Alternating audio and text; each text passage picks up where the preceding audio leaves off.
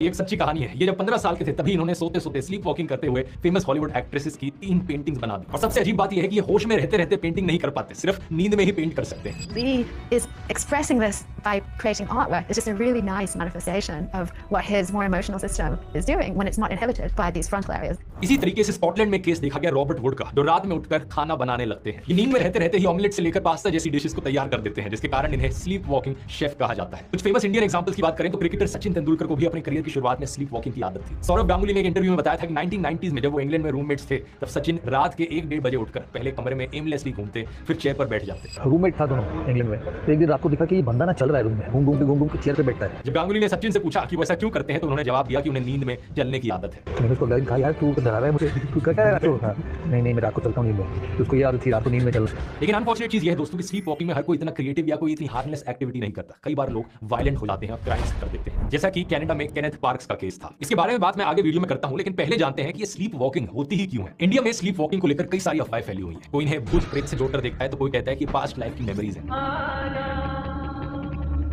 लेकिन असलियत यही है दोस्तों कि इसका किसी भूत प्रेत, पास्ट लाइफ, स्पिरिट्स किसी से कोई संबंध नहीं है। स्लीप वॉकिंग एक प्योरली न्यूरोलॉजिकल फिनोमेना है। ये होता है ब्रेन की इनकम्प्लीट अवेकनिंग से, यानी कि इंसानी ब्रेन का कुछ हिस्सा सोया हुआ रहता है और कुछ हिस्सा जाग जाता है। अब ऐसा क्यों होता है, इसके पीछे एग्जैक्ट रीजनिंग इतनी क्लियर नहीं है, लेकिन लेटेस्ट साइंटिफिक रिसर्च के मुताबिक जब शरीर गहरी नींद में जाने की तैयारी कर रहा होता है, जब N3 स्लीप स्टेज में जाने की तैयारी हो रही होती है, तभी कुछ ऐसा हो जाता है कि ये ट्रांजिशन अच्छे से नहीं हो पाता। गहरी नींद और जागने के प्रोसेसेस ओवरलैप कर जाते हैं, क्योंकि जब कोई स्लीप वॉक करता है तो उसके दिमाग का वो हिस्सा जो मूवमेंट कंट्रोल कर रहा है वो जाग जाता है, लेकिन कॉन्शियसनेस वाला हिस्सा सोया रहता है। इसी रीजन से मोटर एक्टिविटीज करनी पॉसिबल है स्लीप वॉकिंग करते हुए। लोग चल सकते हैं, बैठ सकते हैं, खड़े हो सकते हैं और यहां तक कि कुछ लोग तो गाड़ियां ड्राइव कर सकते हैं, खाना बना सकते हैं और पेंट भी कर सकते हैं। ये इसलिए पॉसिबल है क्योंकि दिमाग के हायर न्यूरल स्ट्रक्चर्स के इन्वॉल्वमेंट के बिना भी ब्रेन स्टेम और सेरेबेलम जैसे पार्ट्स कॉम्प्लेक्स इमोशनल और मोटर बिहेवियर्स को कंट्रोल कर सकते हैं। हमारे शरीर का ऑटोनोमिक नर्वस सिस्टम आपने स्कूल में पढ़ा होगा, हमारी